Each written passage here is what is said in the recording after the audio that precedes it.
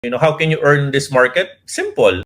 A manipulated market, and I'll going to rephrase, a manipulated market can be deadly in an overexposed trader. So when you zoom out on the market can still recover. Yes, there's no problem with the narrative because Trump is manipulating it, in my own words.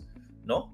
So how can you how can you earn this market? Simple. Still do your technical analysis, put your stop loss. Right? Still do your technical analysis and put your stop loss. And then ride the pump. If the FA or the news or the rumor did not agree with your technical analysis, then so be it. And then so what? Pourquoi? ¿Por qué? So what? The reason why I'm saying it is because in the first place, you have a stop loss. If the trade does not work with you because the bias of the market is different, then it is okay.